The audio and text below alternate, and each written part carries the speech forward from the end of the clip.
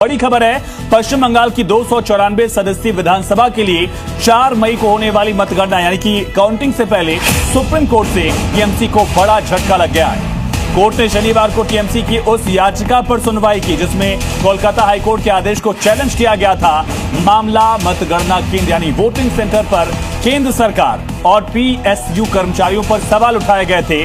TMC को supreme court से बड़ा झटका लगा। सुप्रीम कोर्ट ने साफ कह दिया, नियम आयोग का सर्कुलर के खिलाफ नहीं है, इसको लेकर आदेश की जरूरत नहीं है क्योंकि इलेक्शन कमीशन को अधिकारी चुनने का अधिकार है। कर्मचारी कहीं क्यों, क्या फर्क है, ये बड़ा सवाल सुप्रीम कोर्ट का।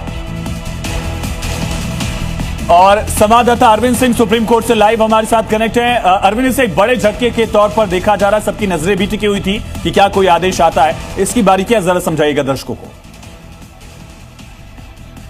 देखिए, बिल्कुल एक लड़ाई बीजेपी और टीएमसी की पश्चिम बंगाल में हो रही है और एक लड़ाई चुनाव आयोग और टीएमसी की सुप्रीम कोर्ट में भी नजर आ रही है। पिछले काफी दिनों से चल रही है। वोटिंग काउंटिंग से एक दिन पहले भी ये लड़ाई देखने को मिली और आज जो सुनवाई हुई उसमें टीएमसी ने जो याचिका दायर की गई थी उसमें निर्वाचन अधिकारी के एक नए सर्कुलर को चैलेंज किया गया था। इस सर्कुलर में इस बात का प्रावधान था कि हर काउंटिंग टेबल पर काउंटिंग सुपरवाइजर और काउंटिंग असिस्टेंट में से कोई एक, कम से कम एक केंद्रीय कर्मचारी होगा।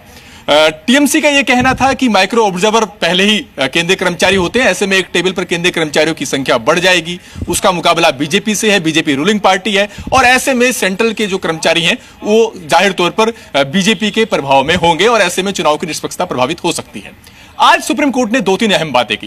पहली बात तो कोर्ट ने कहा कि कौन सा अधिकारी है यह तय करना चुनाव आयोग का काम है। अगर चुनाव आयोग यह भी कह देता अपने सर्कुलर के जरिए कि असिस्टेंट और सुपरवाइजर दोनों सेंट्रल गवर्नमेंट के कर्मचारी होंगे तब भी कोर्ट दखल नहीं देता। लेकिन अगर इस सर्कुलर की भाषा भी देखें, इसमें तो इस बात की गुंजाइश है कि राज्य स्तर के भी कर्मचारी उस काउंटिंग टेबल पर हो सकते हैं, क्योंकि यह कहा गया है कि कम से कम एक सेंट्रल गवर्नमेंट का कर्मचारी होगा सुपरवाइजर और असिस्टेंट में। इसका मतलब यह कि गुंजाइश बचती है कि राज्य स्तर के कर्मचारी भी हो सकते हैं। कोर्ट ने इस लिहाज से इस सर्कुलर में कोई दखल देने से इनकार कर दिया।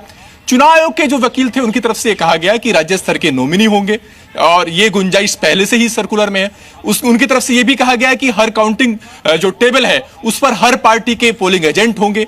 जो रिटर्निंग अधिकारी होते हैं वो स्टेट कैडर के होते हैं और उनकी पावर ओवर रीचिंग होती है, यानी उनका पूरा अधिकार रहता है हर एक बूथ पर। तो ऐसे में टीएमसी की जो याचिका है वो, उसकी जो आशंकाएं हैं वो बेमानी है।